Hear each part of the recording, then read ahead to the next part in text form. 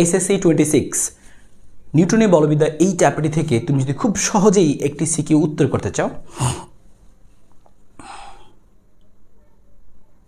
HSC 26 নিউটনের বলবিদ্যা এই চ্যাপ্টারটি একটু কঠিন মনে হলেও এখান থেকে কিন্তু সিকিউ প্রশ্ন উত্তর করা মোটামুটি সহজ। সো এখান থেকে আমাদের আসলে যে 3টি টাইপের সিকিউ আসে দেখতে পাচ্ছ, কেন্দ্রমুখী বল ব্যবহার অর্থাৎ ব্যাংকিং থেকে, এবং এখানে কেন্দ্রমুখী বল বা সুতার টান এই জাতীয় প্রশ্ন, তারপর থাকে জড়তার ভ্রামক কৌণিক গতি, এবং থাকে ভরবেগ সংঘর্ষ সংরক্ষণশীলতা ভরবেগের সংরক্ষণ নীতি সেগুলো।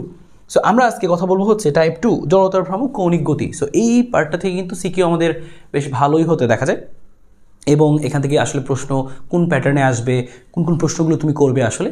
তো আমি তোমাদেরকে খুব সহজে সেই প্রশ্নগুলো একটা লিস্ট করে দিচ্ছি, কোন কোন সিকিউ তোমরা অবশ্যই করে যেতেই হবে, বা তুমি প্রস্তুতি নেওয়ার জন্য কোন কোন সিকিউগুলো তোমাকে বাদ দেওয়া চলবে না আসলে। তো চলো আমরা শুরু করি। সো ভিডিওটি অবশ্যই শেয়ার করে রাখো, তোমার কাজে লাগবে নেক্সটে।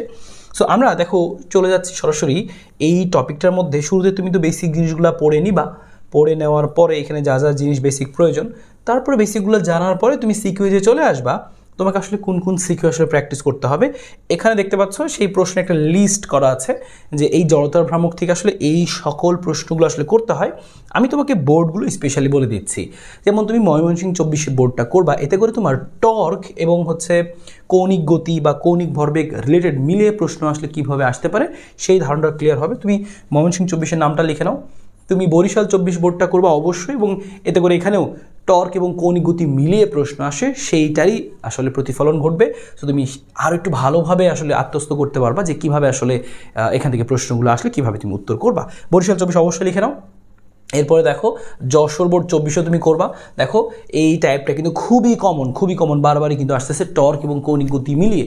সো টর্ক এবং কৌণিক গতির আরও একটা প্রশ্ন যশোর বোর্ড 24 এইভাবেই মিলিয়েই তোমার কিন্তু পরীক্ষাতে আসবে।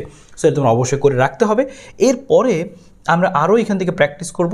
আমরা চট্টগ্রাম 23 করতে পারি। এখান থেকে আরও কী কী বোর্ড তুমি করবো দেখো, বিশেষ করে চট্টগ্রাম 23-এর পরে তুমি হচ্ছে রাজশাহী 23 মাস্ট করবা। চট্টগ্রাম 23 তুমি করো না করো সমস্যা নেই, কারণ আগের 3টার মধ্যে এটা কাভার হয়ে গেছে। তবে রাজশাহী 23 তোমাকে অবশ্যই করতে হবে। এই ধরনের প্রশ্ন প্রায় দেখা যাবে।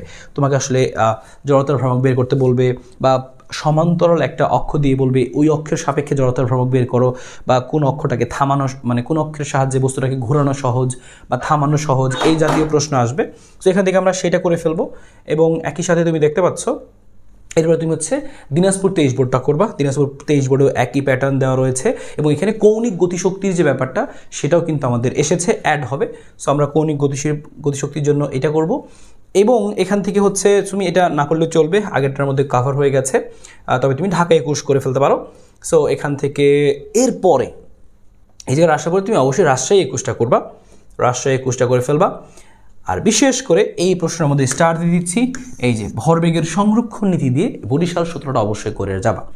সো বরিশাল 17টার মধ্যে তুমি কৌণিক ভরবেগের যে সংরক্ষণ নীতি সেই ব্যাপারটা দিয়ে তুমি প্রশ্ন পাবা। I1 ω1 সমান I2 ω2, সেই ব্যাপারটা কিন্তু পরীক্ষার জন্য ইম্পর্টেন্ট। সো এখান থেকে তোমায় করে ফেলতে হবে। সো আশা করি এখানে একটা ধারণা পেয়ে গেছো যে কোন কোন বোর্ড করতে হবে। এবং একইভাবে তুমি আরেকটা টাইপের প্রশ্ন আসে, বলে যে হচ্ছে এইভাবে বস্তুটা ঘুরতেছে, সো থামার পূর্বে আমি এটা এর মধ্যে হচ্ছে বাধাদানকারী বল দিলাম, এত টর্ক প্রয়োগ করা হলো, সো থামার পূর্বে কতবার ঘুরবে পাখাটি। সো এই জাতীয় প্রশ্ন আছে, এই জাতীয় প্রশ্ন কাভার করে ফেলতে হবে মিনিমাম, তুমি যদি এখান থেকে উত্তর করতে চাও। সো এই প্রশ্নগুলো বাছাই করে তুমি আগে করে ফেলো, দেখবে যে ভালো একটা প্রস্তুতি হয়ে যাবে। সো এরপরে আমরা আমাদের নিউটনের বলবিদ্যার যে পরবর্তী টাইপগুলো সেগুলো নিয়েও আমরা ভিডিও নিয়ে আসবো, তোমরা কমেন্টে সেটা জানো। এবং আমরা কিন্তু আমাদের ওয়ান শট ব্যাচে প্রত্যেকটা চ্যাপ্টারকে আসলে এভাবে বেসিক আগে পড়িয়ে যা যা জানতে হবে, কোন কোন প্রশ্ন সলভ করলেই হয়ে যাবে, তারপরে সিকিউ অ্যানালাইসিস সহ এভাবে দেখাই। সো তোমাদের যাদের প্রয়োজন তারা আমাদের সাথে এখনও চাইলে হচ্ছে আমাদের হেল্প নিতে পারো। সেই হোয়াটসঅ্যাপ নাম্বারে এখনই একটি মেসেজ দিয়ে ফেলো মেগা অফার পাওয়ার জন্য। আর সবার জন্য শুভকামনা থাকলো। নেক্সট কোন চ্যাপ্টার চাও সেটা কমেন্টে অবশ্যই জানাও। আর এই হোয়াটসঅ্যাপ নাম্বারে এখনই মেসেজ দিয়ে ফেলো।